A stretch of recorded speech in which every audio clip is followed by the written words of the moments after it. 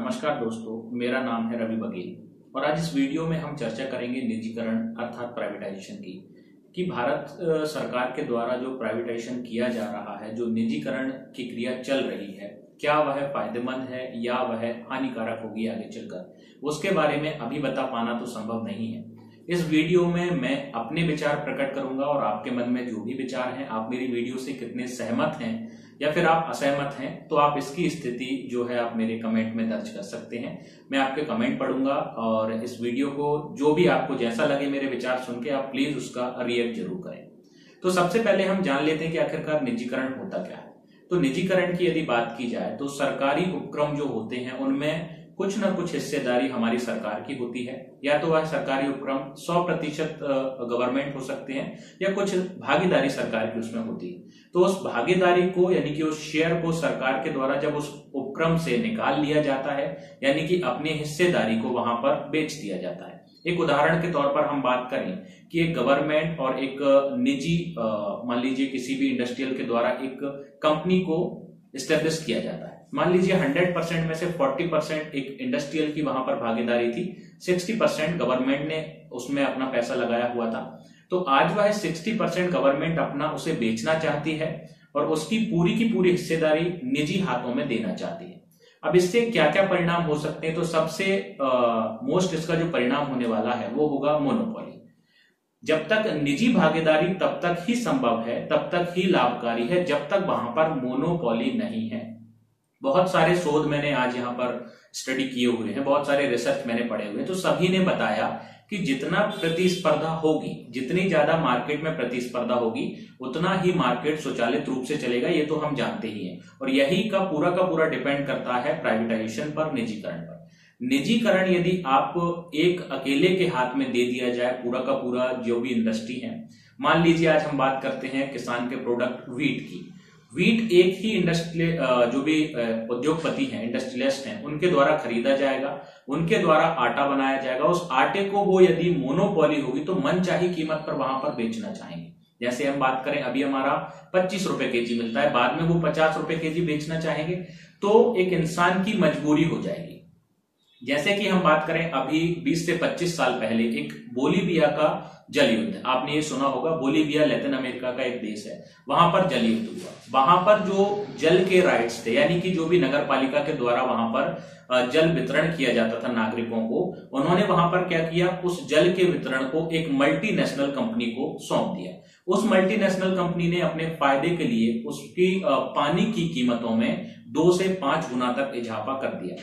उसके कारण वहां के जो नागरिक थे, उनकी जो मंथली सैलरी थी, मासिक वेतन था, उसका आधे से ज्यादा खर्च सिर्फ पानी पर होने लगा था।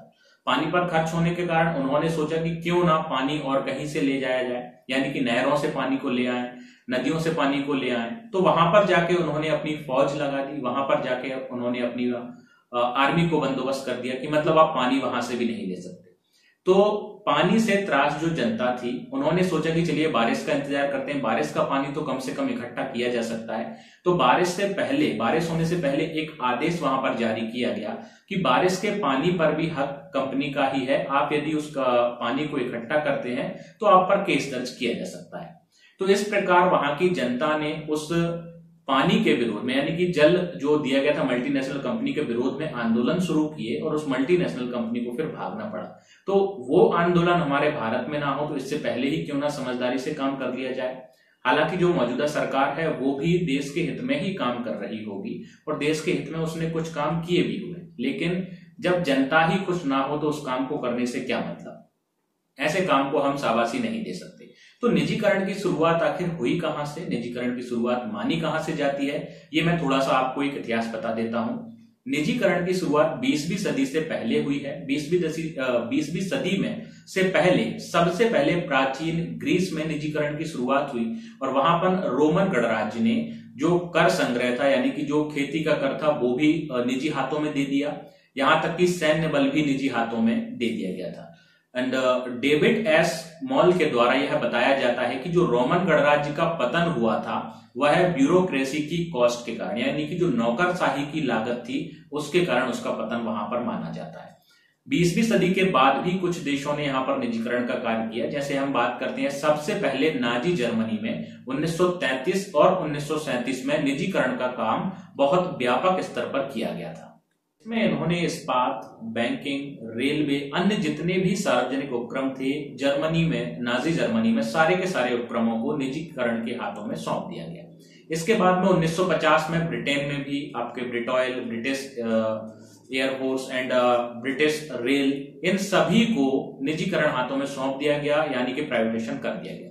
1980 एवं 1990 के दशक में लातिन अमेरिका में भी बहुत सारे, यहां पर हमने बात की है ये थोड़े से इतिहास के बारे में कि किन किन देशों में निजीकरण की शुरुआत हुई, कहां से इसकी शुरुआत हुई।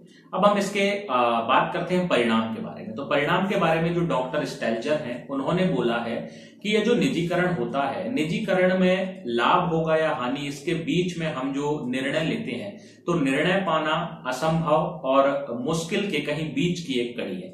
यानी कि मुश्किल भी है और असंभव भी नहीं है इसके परिणामों को ज्ञात करना, तो ये इसके बीच में कहीं ना कहीं आप देख सकते हैं। तो इसके जो भी प्रभाव होते हैं उनको हम एक प्रभावी तौर पर नहीं बता सकते कि आगे चलकर इसके क्या प्रभाव होंगे, क्योंकि जितने भी देशों में निजीकरण किया गया है कहीं ना कहीं उनको वहां लाभ भी मिला है और कहीं हम देखें तो बहुत ज्यादा हानि भी हुई है। इसके मैं कुछ उदाहरण आपके सामने पेश करूंगा। ऐसे ही 2000 की एक रिपोर्ट के अनुसार, वर्ष 2000 में एक रिपोर्ट जारी की थी वर्ल्ड बैंक ने।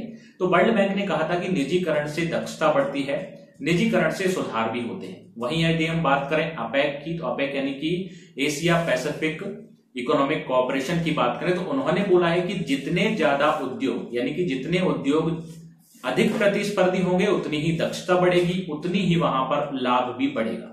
दक्षता और लाभ का बढ़ने का मतलब अपेक ने यह समझाया कि लगभग जीडीपी में 1 गुना की वृद्धि तक हो सकती है यदि प्रतिस्पर्धी उद्योग वहां पर हुए तो। इसके अलावा साउल एस्ट्रिन के अनुसार जो एकल निजी स्वामित्व वाली कंपनियां, यानी कि जहां पर मोनोपोली होगी, वो विकासशील अर्थव्यवस्थाओं के लिए अच्छा नहीं है। यदि आपने मोनोपोली वहां पर कर दी निजीकरण की, प्राइवेटाइजेशन निजी हाथों में, एक ही आदमी के हाथों में चला गया, तो वहां पर तो फिर आपका लॉस ही होना है और वहां पर एक जो मार्केट होना चाहिए, प्रतिस्पर्धी मार्केट, वहां पर पैदा नहीं किया जा सकता।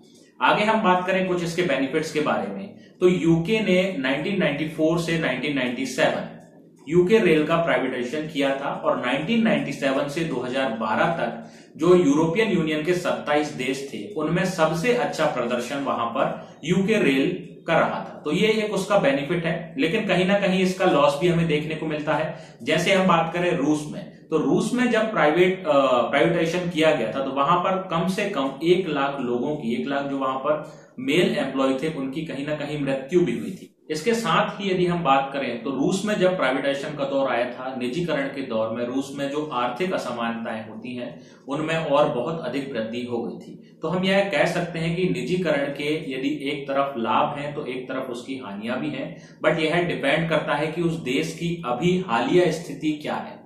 हालिया स्थिति यदि अच्छी है और उस समय यदि निजीकरण किया जा रहा है तो देश डेफिनेटली आपके लाभ के पथ पर जाएगा, यानी कि उसे लाभ होगा। लेकिन अब भारत की हालिया स्थिति क्या है, तो ये तो बड़े बड़े जो अर्थशास्त्री हैं वो जब यहां से जा चुके हैं, तो आप खुद समझ सकते हैं कि क्या यहां पर आर्थिक संकट है या फिर क्या यहां पर स्थिति होने वाली है।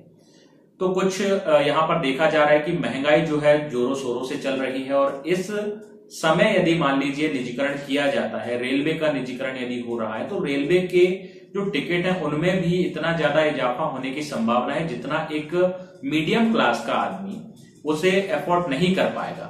यदि आप एयरलाइंस के प्राइस बढ़ा रहे हैं तो एक विषय तक वो ठीक है, क्योंकि एयरलाइंस में मीडियम क्लास के ज्यादा लोग सफर नहीं करते हैं। कभी कुछ सर्टेन उनके रीजन होते हैं, कुछ कंडीशंस होती हैं, तभी वह वहां पर जाके सफर करेंगे, तो वो एक दो बार का झेल सकता है इंसान। लेकिन रेलवे एक ऐसी हमारे यहाँ सुविधा है कि जिससे प्रतिदिन लाखों मीडियम क्लास वाले लोग सफर करते हैं।